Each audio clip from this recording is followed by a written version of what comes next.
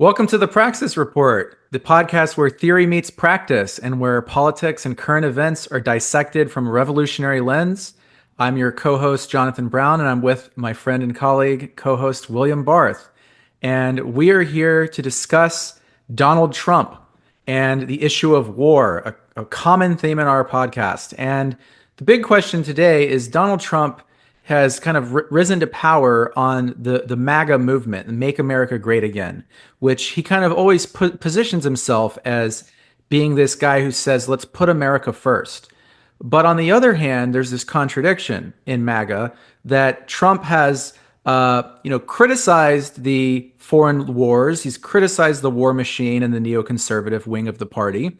But he also has taken unprecedented steps to sort of criminalize Palestinian activism and attack free speech and to sort of, enhance military aggression in the Middle East in other ways, in sort of support to Zionism and Israel. So here's the key question. Why is Trump cracking down on Palestinian activism in America? And he has recently began launching bombing campaigns, airstrikes on Yemen. So why is he attacking Yemen? And does this show that Trump is the same as the other neoconservative and neoliberal Democrats and Republicans? Or is there something unique about Trump's foreign policy that makes him not necessarily anti-war, but somehow anti-establishment or different than the current prevailing bipartisan pro-war consensus? So Will and I are going to get into that topic today. And any initial thoughts or anything you'd like to add to that, Will? Yeah, I mean, we do want to sort of insert here the phenomena that Trump has really initiated this idea that of peace and that these wars, whether they be the war on the Russian Federation being fought in Ukraine, the war on Palestine being fought in the current state of Israel, whether these wars and other wars, the war on the People's Republic of China being fought in Taiwan or on over Taiwan, Trump has really been the first leader to inject the idea that we should settle these conflicts through some sort of peace talks and negotiations, as opposed to using war as the vehicle to settle these conflicts. And he's the first politician to do so, and he leaves progressives, liberals, Democrats who were historically anti-war and pro-peace in this awkward political situation, almost untenable political situation, where you have these so-called liberals and Democrats who are now warmongers, including Bernie Sanders, by the way, who is a strong supporter of the war, apparently, on the Russian Federation. Biden called for regime change in the Russian Federation. That's an act of war against the state of Russia and the Russian people. Bernie Sanders is apparently big supporter of that. And we can get into why that's bad. But I think the point I want to highlight is that Trump has been the first politician to promote peace as the way to, or peaceful settlement as the way, and the need to end war, and particularly the threat of nuclear war, and that puts us in a bit of a quandary, because on the one hand we don't like Trump's sort of tendency towards fascism and all the other ills that, John, you talk about. But on the other hand, again, we always say he seems to be the only political leader promoting this idea. There is no progressive anti-war, pro-peace movement or party in America. So we're really in a bit of a quandary here, aren't we? Yeah, and I think that this issue with Trump being the pro-peace candidate, or at least, maybe pro-peace is the wrong word, but he is somewhat oppositional to certainly to specific elements of the war machine, specifically like the NATO anti-Russian pro-war establishment.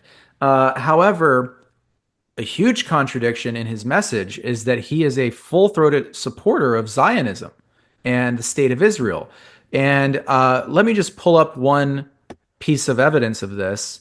Here's this excellent group called Track APAC. Now, for our listeners who might not be as plugged into Jewish Israeli politics.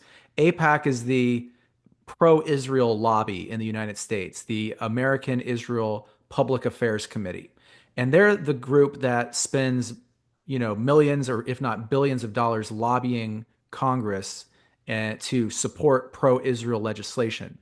So Trump And also helping to elect politicians and to elect defeat politicians who don't follow their particular hardline, yeah. solution Yeah, they're a very to hardline, pro-extremist Zionist organization. And we have here, according to the Track APAC website, Donald Trump has received $230 million from Israel Lobby. The main source of this is a woman named Miriam Adelson, who right. is I believe the wife You of know, the late Sheldon right. Adelson, who was a casino magnate, who was a billionaire, a huge Zionist, who gave millions and millions of dollars to politicians to support hardline Israeli policies. And so now Trump, carrying on this legacy, has received 230 million from pro-Israel lobbying groups. Now, Will, what do you make of the relationship between Trump and Israel? And do you think that contradicts his message of saying he wants to put America first? I think it contradicts his message about putting American first. But again, there's these contradictions of Donald Trump, which make him sort of ironic. For example, the big news story this week was apparently the Trump administration has initiated direct talks with Hamas, the so-called an organization that is now considered by the U.S. as a terrorist organization. Direct talks with Hamas in contradiction and in violation of this concept that we're talking about, that Trump is essentially bought by AIPAC and the Zionist lobby, so to speak. Right. So it's an irony, isn't it? Yeah, so he does, I think you might have mentioned this before, that he often identifies the correct problem on a given issue, but then he proposes a solution that is sort of completely off the wall, or oftentimes an Right. extreme solution. Like he identifies that, hey, he openly says with regards to Gaza that, yeah, he like a lot of Zionists, they like to pretend they're these, democratic, peace-loving, civilized people. Right. And they, we're just Right. defending ourselves. We don't bomb civilians. We don't blow up, Trump just says, look, they destroyed the whole thing. It's nothing left. It's just it's a crater. It's all rubble. So Trump admits, hey, yeah, they Right. wiped Gaza off the map. But his solution isn't to say, Israel is bad for doing that. His solution is just kind of say, well, hey, since Israel destroyed it, I'll come in and rebuild it, and I'll turn it into a giant That's right. resort.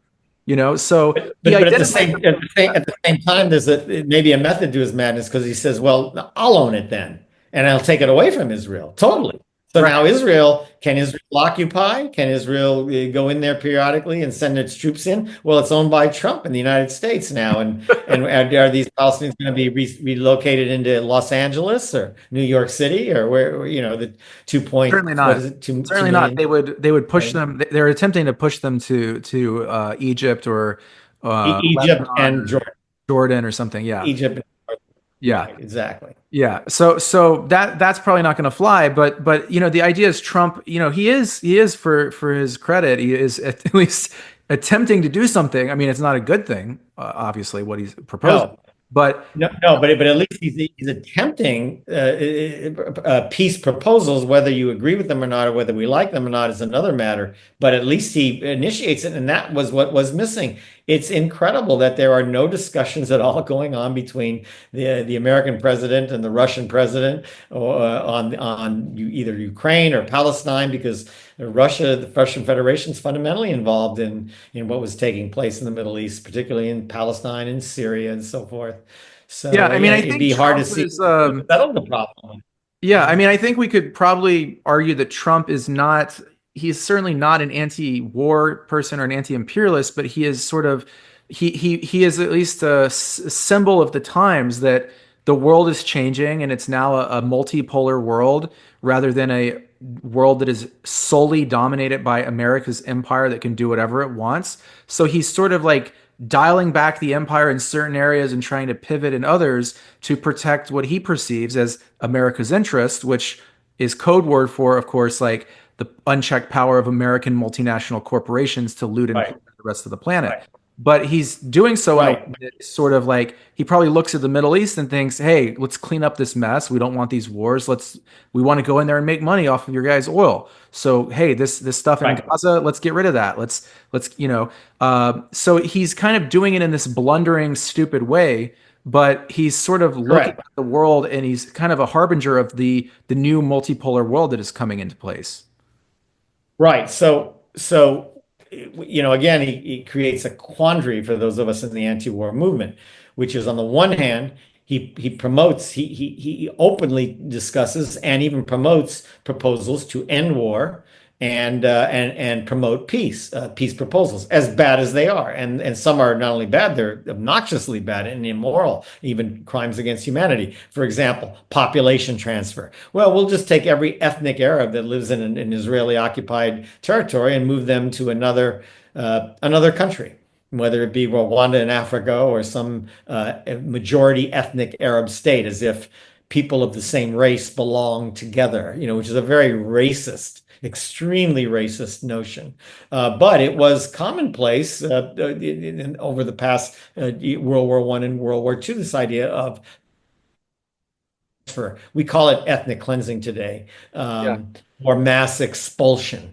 Yes. Uh, great movie, Gandhi. You'll see the mass expulsion of Hindus and Muslims in British India. The Muslims were walking into one country and the Hindus into another country, and Muslims walking into Pakistan, Hindus walking into India, and a Right. fight breaks out between the two groups. Right. But that's how they settled things back then. And of course, you have Trump suggesting that's how we'll do it nowadays. We'll divide people on the basis of their ethnic race or on their religion, and we'll separate them into separate countries, which is actually an anti-modern idea. That idea is anti-modern. We no Yeah. longer have established countries based on a racial or ethnic or religious categorization. That's what makes Israel sort of unique in that regard. And there's also Islamic states, but Israel particularly so because the framework of the country is sort of ensures what you might call religious supremacy of one religious group over all other groups. And Right. that's not a human rights based approach to protecting subjugated minority groups. So, my point is you probably could have created an Israel that was human rights based as opposed to apartheid based. Right. And that's probably what was needed. Whether that can be restructured or not, you call it de-Zionization. That's another question for another podcast. But I've kind of got far afield. Yeah, so let's But let's go to the point I this want oh yeah, yeah. Let's go to this point about the big story that we were looking at with Trump in regards to Palestine, the expulsion of the the Palestinian. pro-Palestinian student. Right. Let's show there's a quick video that I saw on the news where they discuss this, and then we can respond to it. Judge has blocked the deportation of a Palestinian activist and Columbia University graduate who was arrested by federal immigration agents in New York Saturday. Attorneys representing Mahmoud Khalil have filed a motion as well to transfer him back to New York after he was sent to an ICE processing center in Louisiana. The Department of Homeland Security says Khalil was arrested for violating President Trump's executive order banning anti-Semitism. Khalil, who helped lead pro-Palestinian protests at Columbia last year, has not been formally charged with the crime and is a permanent resident with a green card. The president took to Truth Social Monday and said Khalil's arrest was the first of many to come. So Mahmoud Khalil, a Palestinian activist, a graduate student at Columbia University, critic, of course, of Israel's genocide on Gaza. He was Right. arrested by ICE and detained. They threatened to deport him. Trump said it's a national security threat, claiming he was arrested for anti-Semitism. So criticize Trump for this for obvious reasons. This is a violation of human rights. This is a violation of the First Amendment, freedom of speech. Uh, and also the cynical and insane use of the term anti-Semitism to say that protesting against genocide is anti-Semitic, and therefore is a deportable offense, is a chilling threat to freedom of speech. And where I kind of go to on this is another issue where the conservatives, the so-called America firsters, are completely on often crazy land, because the conservatives are always saying, hey, it's the liberals who are obsessed with political correctness. The liberals want to censor freedom of speech in favor of these protected groups, these Good minority point. groups. But now here on this issue, it's the conservatives who are saying, let's censor freedom of speech because we supposedly have to protect the Jews from hearing pro-Palestinian voices. So it's a complete violation of freedom of speech. However, I mean, it's not just Trump. These crackdowns on campus protests around, Israel began under Biden. And I believe they probably were going on before that, where they were trying to shut down protests and boycotts against Israel, even, from previous administrations. Right. But it really ramped up under Biden, where Biden and the Congress was attempting to, use anti-Semitism as a justification for silencing student protesters against the genocide in Gaza. So it sort of sets a stage for a sort of, big crackdown on the anti-war movement potentially. Because if you're not supporting Palestine, it's really is that can you even have an anti-war movement that doesn't stand in solidarity with the Palestinians? So it seems this is an issue where we are facing a major challenge by both parties to freedom of speech and to criticism of U.S. and Israeli war crimes. What are Yeah, what that's so really, really well stated, John. what is your take on that? Yeah, well, I agree with everything you said. The only I wanted to try to sort of take a different look at it through different lens, or sort of change the paradigm a little bit, and Yeah. go to the issue of immigration, migration generally, citizenship, responsibilities of citizenship, and so forth. And so, where I think the optics might work against sort of the progressive response that you've sort of highlighted, is, well, just to state it simply, should there be some kind of standards that we expect of people if they that want to migrate to the United States? Are they allowed to, we obviously have this problem of undocumented workers in the United States. People want to come here, they want to live here, they love they love U.S. constitutional protections and freedoms and economic opportunities, and so they want to move to the United States. Do they have obligations? Do they have responsibilities? If they're not if they're here on some kind of a less than full citizenship category or status, I don't know. Should they be held to some kind of standard? Should they be asked to, say, work in public service in some way, or should they be out protesting? I don't know, government policies, whatever they are, whether it's over Israel or anything else. Should they say, oh, the president of the United States is no good, and I'm here I'm not a citizen, but I am a green card resident, and I can say whatever I want. I have First Amendment protections, and I'm going to start using them and protesting the government on any policy. Should we have that? I mean, yeah, a green card permanent resident has every right that a citizen has under the First Amendment. Under First Amendment, they can say whatever they want. They can engage in protest. They have that right under the Constitution. But at the same time, does the federal government have an obligation to make someone in that kind of a status a citizen, or even allow them to remain in the country if they're sort of here on a status that's less than full-blown citizenship? I don't know. I mean, yeah, I mean, I think there should be standards of citizenship in for a country has the right to do that. But I think in this case, it might be a helpful way to look at it is that I think Mahmoud Khalil was himself from Palestinian background. So if we look at it this way, this is a guy who's from a country that America and Israel has destroyed and have committed horrific crimes against humanity against his people. and he comes here and he's studying a school, and as he's in school, this country wages a genocide against his homeland. So uh, So he that's the question. Is he being anti-American if he protests against America's war machine committing a genocide? I think that makes him a good American. I think that makes him a better American than any Zionist. I think we should frame it differently. Maybe the people should be deported. We should take every single Zionist. Let's get them out of the deport them. country. They don't belong here. I'm being facetious, but Yeah, these are people, the APAC people, they're more loyal to a foreign government than they are to America's right. interests. Well, that's a good point. So why get the Palestinians out? Why don't we kick the Israelis out? And why don't we kick these Jewish Americans who spend all their time lobbying our government to support a genocidal apartheid regime?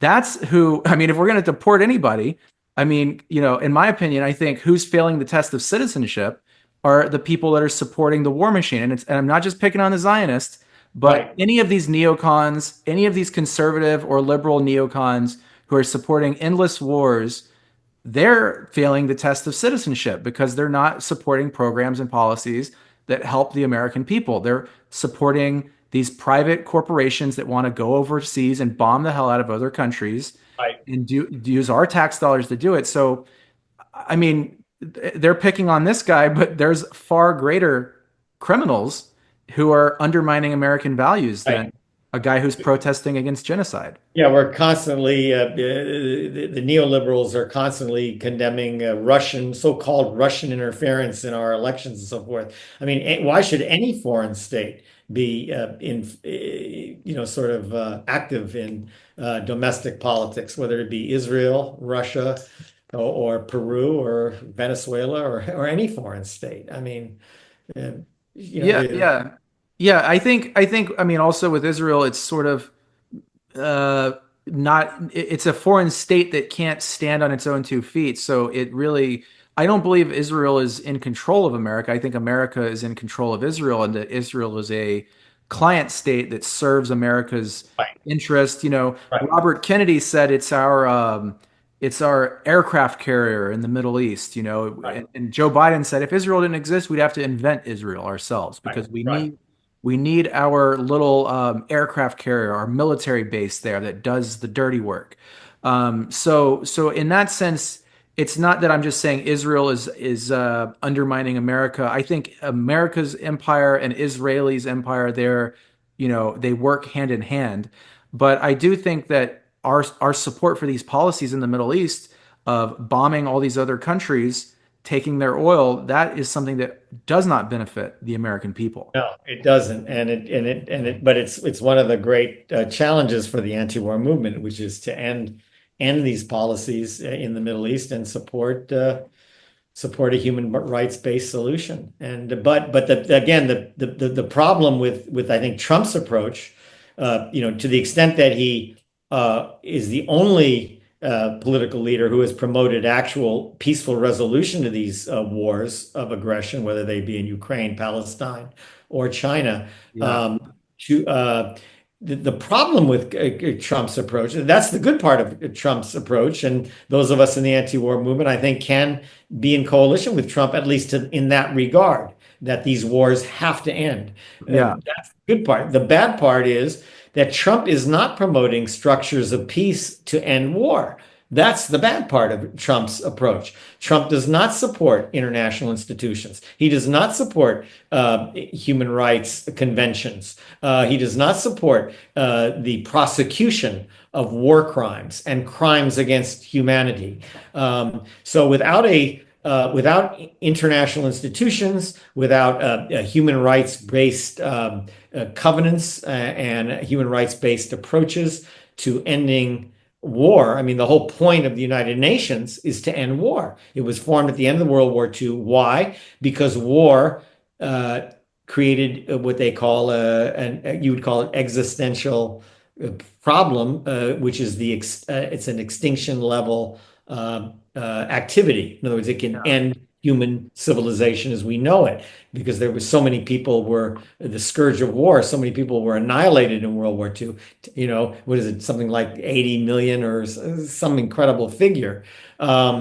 that the UN, the whole point of it was to end the scourge of war, to end war as a mean of settling disputes between independent sovereign states. And there's now 193 of these states. That's the point of these international institutions. Trump does not support these things. And to that extent, he's not anti-war and he's not pro-peace. But to the extent that he is calling for an end to these wars, to that extent, I think we do have to continue to support Trump's call to end the war.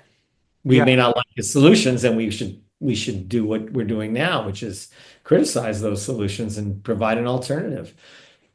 Yeah, and I think that's a good message to end on and conclude. I mean, we want to build the anti-war movement, and the only again we have this two parties. We have the Democrat and Republican neoconservative wing that wants permanent war, and then we have the sort of Trump anti-establishment populist wing that is critical of the war machine, but still supports war in its own way.